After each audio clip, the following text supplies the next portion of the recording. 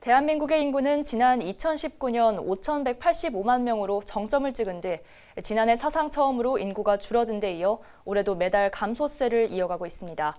특히 수도권 쏠림 현상이 심화하면서 지방의 인구는 더 눈에 띄게 줄고 있는데요. 정부가 최근 관련한 특별법 시행령을 개정해 소멸 위기에 놓인 지역을 집중 지원하기로 했습니다.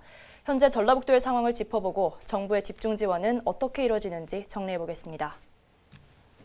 네, 유철미 기자, 앞서 소개한 것처럼 이제 대한민국도 인구 절벽이 시작됐다, 이렇게 볼 수 있겠죠?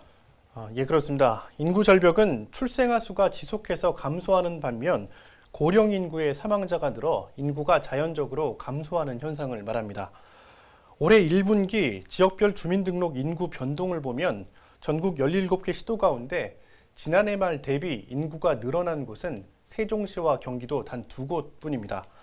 전북을 포함한 나머지 15개 시도의 인구는 감소했습니다. 네, 그럼 우리 지역의 상황을 조금 더 자세히 짚어보죠. 올해 180만 인구, 이게 심리적 마지노선으로 불렸는데 이게 무너지면서 적잖은 충격을 줬죠. 예, 그렇습니다. 지난 3월 기준 전북 지역 주민등록 인구는 179만 7,450명으로 통계 기준 이래 처음으로 180만 명 밑으로 떨어졌습니다. 도내 14개 지자체 중 단 한 곳도 예외 없이 인구가 감소한 건데요. 이후 4월에도 1,119명이 줄어들어 179만 6,331명으로 집계됐습니다. 전북의 인구는 지난 2017년 12월 이후 내리 40개월 연속 감소세를 이어오고 있습니다. 네, 상황이 이렇다 보니까 이제 지방은 사라질 수 있다, 이런 경고도 나오고 있다고요. 네, 지난해 10월 한국고용정보원이 지방 소멸 위험 지수라는 걸 발표한 바 있는데요. 소멸 위험 지수는 한 지역의 젊은 여성 인구를 65세 이상의 고령 인구로 나눈 값을 말합니다. 0.5 아래로 내려가면 30년 뒤 사라질 가능성이 높다는 걸 의미하는데요. 자료에 따르면 도내 14개 시군 중 소멸 위험 지역으로 평가된 곳은 11곳에 달했습니다. 마을 단위별로는 이미 소멸이 시작되고 있는데요. 도내 5천여 개의 마을 중 20가구 미만의 과소화 마을은 900여 곳으로 전체 마을의 18%에 달하는 것으로 조사됐습니다. 네, 이런 가운데 지난 1일 정부가 국무회의를 열고 국가균형발전특별법 시행령 개정안을 통과시켰죠. 어떤 내용을 담고 있죠? 지난해 말 관련법 개정안이 공포된 데 이어 이번 시행령 개정안이 국무회의를 통과하면서 이달 9일부터 시행됩니다.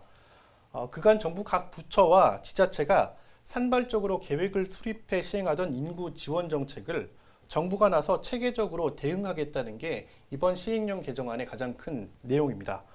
우선 행정안전부는 올해 하반기에 지역의 고령 인구, 유소년 인구, 출생률 등을 고려해 인구 감소 지역을 지정할 예정입니다. 또 이를 근거로 인구 감소 지역에는 교통시설이나 상하수도, 학교 등 각종 사회 기반 시설이 우선 투자됩니다.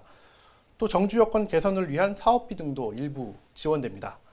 이 밖에도 국가와 지방자치단체가 함께 추진하는 공모사업 또는 보조사업 중 일정 부분을 인구 감소 지역에 우선 배정해 지역 회복을 돕는 데 중점을 두기로 했습니다.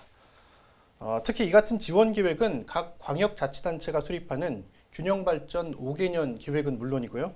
또 제5차 국가균형발전 계획에도 반영해 정부 차원의 국책사업으로 추진한다는 방침입니다. 정부는 인구 감소로 소멸 위기에 처한 자치단체 80곳 이상을 인구 감소 지역으로 지정해 앞서 소개한 특례 혜택을 부여한다는 계획인데요. 전라북도에서는 몇 곳이나 인구 감소 지역으로 지정될 수 있을지가 올 하반기 주된 관심사가 될 전망입니다. 네, 지금까지 유철미 기자였습니다.